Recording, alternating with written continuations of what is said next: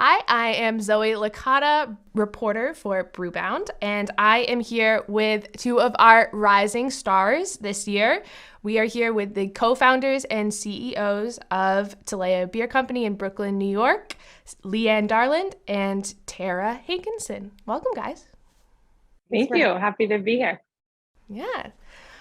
Very excited that you guys are on. I actually just visited your brewery recently, so this is very exciting for me. I want to start out with you guys started TALEA Beer Company a couple years ago. You left corporate jobs and like tech and media. Why did you want to enter this industry, which can kind of be a little bit of a much different world than the corporate world?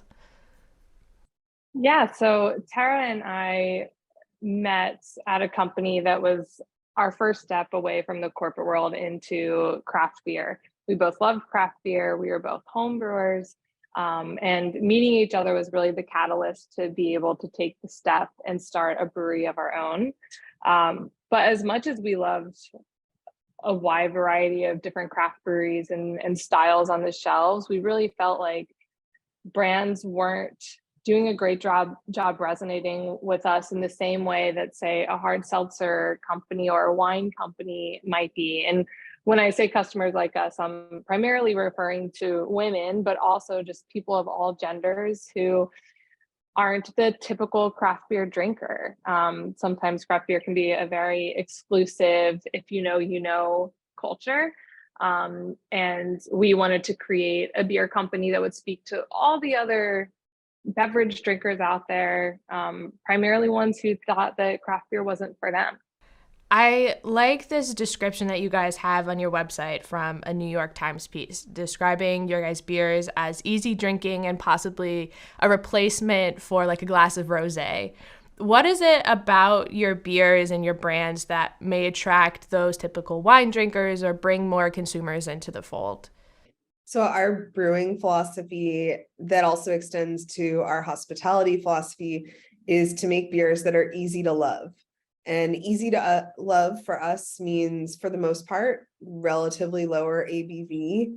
The highest ABV beer we've ever brewed, I think, was 8.5%. We make classic styles like a Pilsner and an Italian style Pilsner, but our most differentiated beers, in our opinion, are fruited sours, which are inspired by everything from lemon torta dessert at one of the currently the best restaurants in New York City to cocktails or other alcohol profiles. And so for us, thinking about a customer who is intimidated by craft beer and thinks that craft beer is all about having the highest percentage of alcohol, the most IBUs, the most bitterness. We really want to open up their world and show them that beer can be so much more than, a watery macro beer that you had in college or a hard seltzer or a high ABV, high bitterness, West Coast style IPA. We also have gluten-free options at our brewery, and we recently started offering some non-alcoholic versions of our beers. So we're really trying to be inclusive. And again, for us, it's not just about the beer, it's about the experience. And I think the ambiance that someone thinks about when they're drinking a glass of rosé, it's not usually in a dark room with barrels. It's usually in a light, bright, and airy space. And that's something we strive to emulate in our spaces, which are our tap rooms. We work with an architect and interior designer to make it a really open, warm space that welcomes you in. So there are a lot of components of the brand that are all working together to, again, attract a new type of customer to craft beer. And I think it really starts with the liquid itself, though. Yeah, I want to talk about the tap rooms in a little bit too, because it definitely has a very unique feeling about it and look to it. So we'll get into that in a second.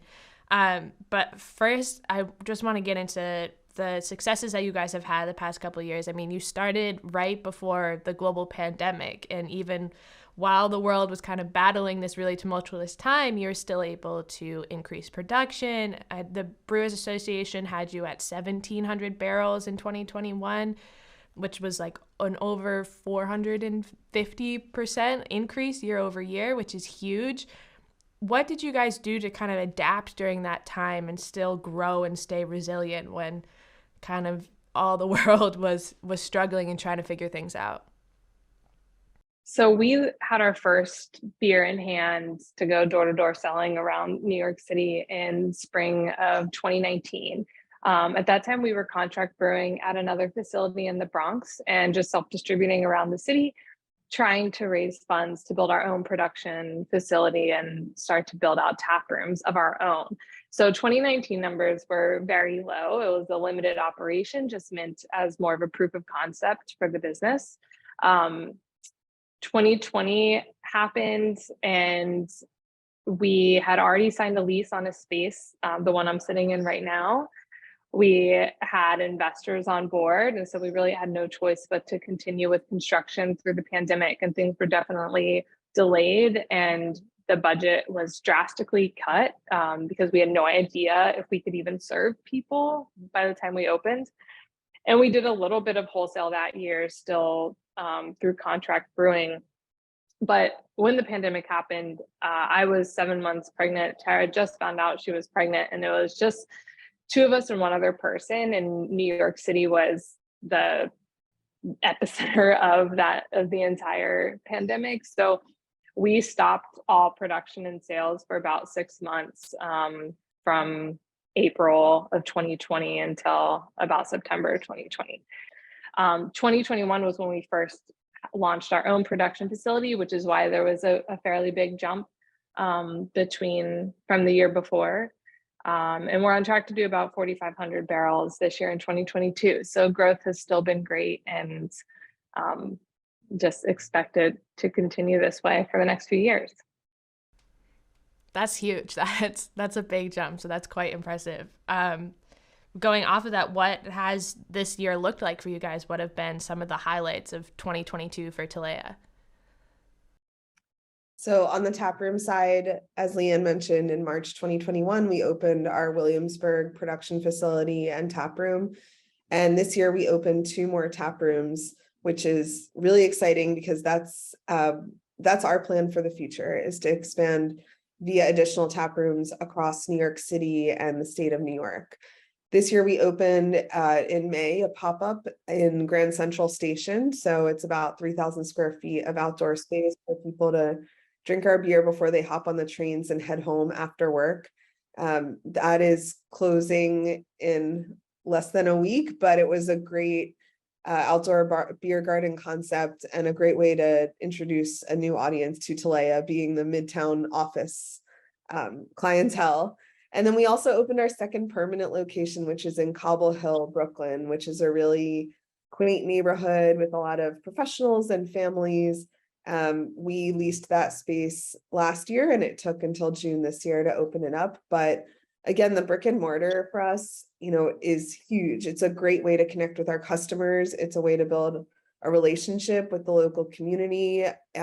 Since we're focused on expanding the craft beer market, there's no better way to do that than directly with a customer in front of you, having them try one of our flights, which are 4-ounce pours of our beers, and from seasonal beers to rotational fruited sours. It's what we're really known for and what we're passionate about. So on the taproom side, it's been really exciting, and the wholesale business has been phenomenal. We work with Union Beer for distribution here in New York City and Long Island, and this past year we launched in Trader Joe's. We now have two different SKUs in Trader Joe's.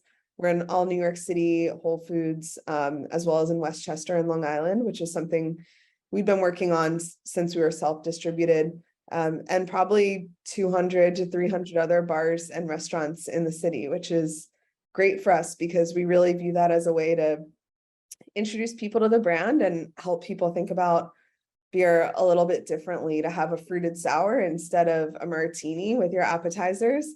Beer can be so much more than just something you drink in someone's backyard while you're barbecuing. Obviously, I'm preaching to the choir here. When you are crafting your taproom spaces, What is really important to you about what that space has and the message that's coming across to drinkers and consumers? Some common patterns we saw at a lot of craft beer bars or breweries, which there's nothing wrong with this, but pretty dark industrial spaces, barrels used for tables, antlers on the wall, things like that. That when I lived in San Francisco and I would try to convince my girlfriends or my mom to go brewery hopping, they never really got excited about it. But when we went to taste wines in Napa Valley, it was a completely different experience, and people wanted to get dressed up and take photos and get married there and have their bridal showers there. And so we really wanted to create a space that could elevate what craft beer can be, and one, to draw in new customers, which we've absolutely done. About 70% of our customers here are female. And we get many people who walk in and say they hate craft beer. And so that's what we consider the TALEA challenge. And we start them with one of our Tart Deco sour IPAs and change their minds. But just to get people in the door, it has to be a space where they feel comfortable and they feel like they belong, and making sure that the details, from the type of marble or granite we choose on the counter to the temperature of the lighting and the accent colors we have around the space, they're critical and they're thoughtful, and people notice. So what can we expect from TALEA in 2023?